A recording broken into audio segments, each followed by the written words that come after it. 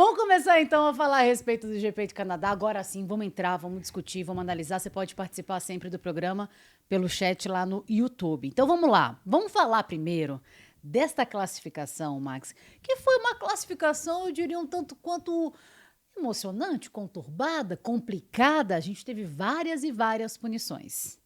É verdade, né? Algumas punições que nós tivemos é pelo mesmo motivo que a gente vem tendo algumas punições, não só nas últimas corridas, mas nos últimos anos, né? Que são punições dadas a pilotos que atrapalham outros pilotos durante a classificação.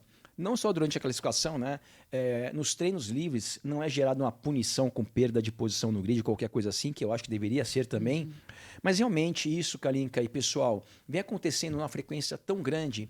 E nesse Grande Prêmio do Canadá aconteceu de uma maneira ainda mais perigosa, principalmente as do Carlos Sainz.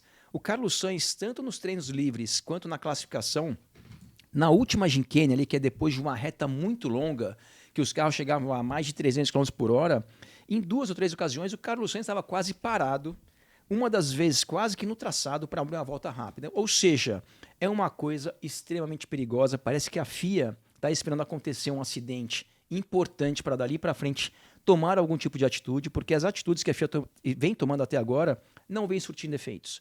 Porque essas punições Está de 3... aumentando, inclusive, né, o número de pessoas que cometem o mesmo erro. Vai. E sabe, pode tirar os espelhos do carro, né? Que a gente falou no último programa, você não sei porque riu tanto, mas do ano passado para esse ano aumentaram o tamanho dos retrovisores, que era uma explicação, né? Que os pilotos davam, olha, não dá para ver nos retrovisores também que são e tal e coisa. Aumentaram, não resolveu nada, esses problemas continuam acontecendo e mais uma vez esse final de semana foram 3 pilotos ao todo, né, Kalinka? Foi o Carlos Sainz, 4. Tsunoda... Tá aí na telinha, ó.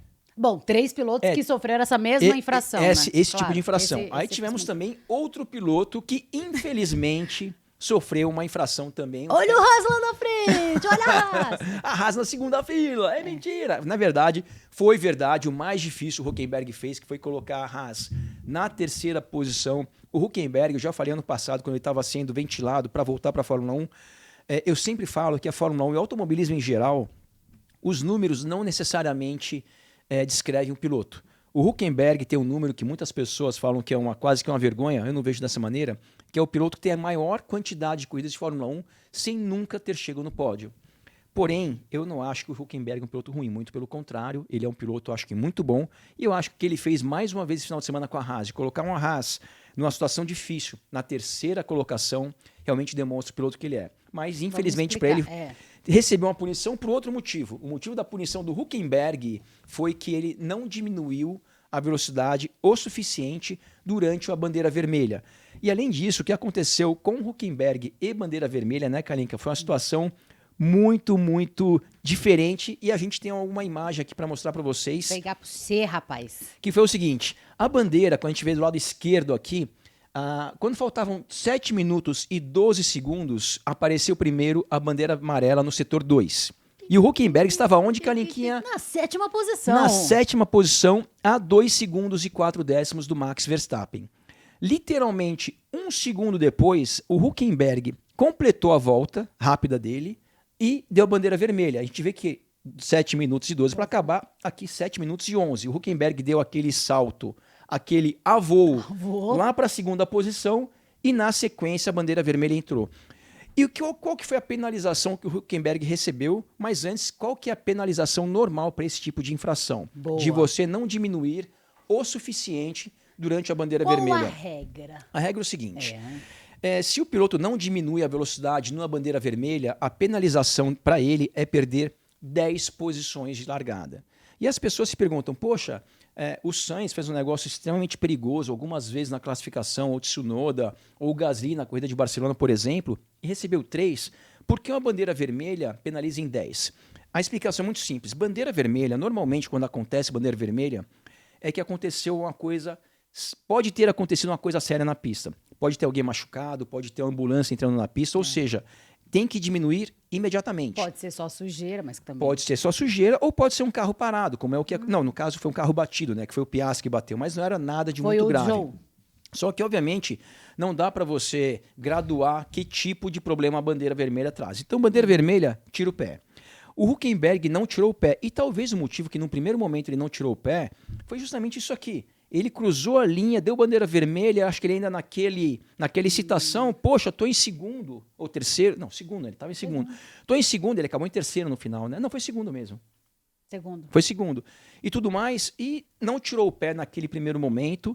E a FIA, em vez de dar 10 posições de penalização, que é o que está nas regras, deu apenas 3. Por quê?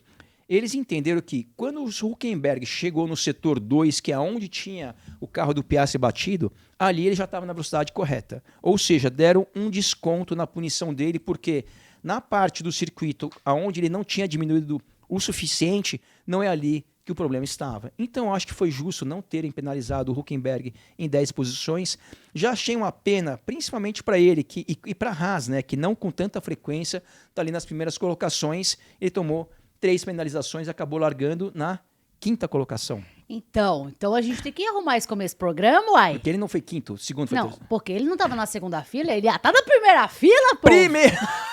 É verdade, Ele não ia estar na segunda, ele ia estar na primeira. Você vê Ali que quando do a gente vai ladinho. tentar um sotaque diferente, a gente se Exato, perde. A gente faz tudo ao contrário, né?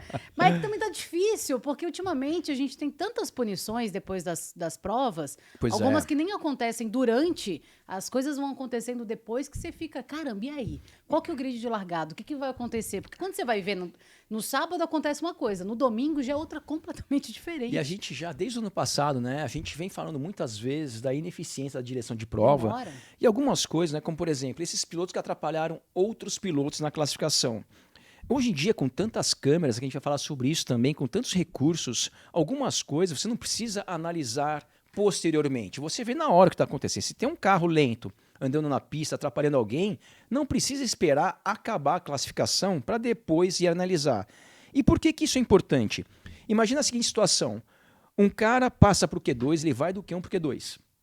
Ou seja, os 15 primeiros vão para o Q2. Tem alguém ali que cometeu infração no Q1. E se isso vai ser analisado depois do Q3, o 16º, que deveria passar para o Q2, ele não passa. Então isso realmente é um dos motivos que também fica com que essa demora para tomar algumas decisões muito fáceis de serem tomadas causa. Então realmente eu acho que a Fórmula 1 tem que melhorar ainda mais a direção de prova, porque algumas coisas não dá para entender. O Sainz, ele impediu a passagem ali do Gasly, teve um problema no Q1, né? Que Pois você é. está falando. Sua orelha estava vermelha? A No final minha? de semana? Ah, Porque fica de vez em falou, quando. A gente falou de você assim, pô, é o que o Max fala! É o que o Max fala! Como é que ele vai pro próximo? Como é que ele vai pro... Sacanagem. Pois é. É sacanagem. A gente Não, falou não de faz muito você. sentido. É isso. Bom, o resultado, então, a gente colocou na tela só para saber como é que ficou a classificação. Aquela classificação assim, né? Pois é. Porque aquela classificação que terminou assim, mas do ladinho, então, com menos 3 posições do Hülkenberg, que sairia na primeira fila e não na segunda. Então, Max, Hülkenberg e Alonso. E ali o Carlos Sainz, que atrapalhou no Q1. Pois é. O Gasly acabou com menos 3 também. E aí o resultado também da outra parte, com o Lance Stroll e o Tsunoda também recebendo a mesma punição.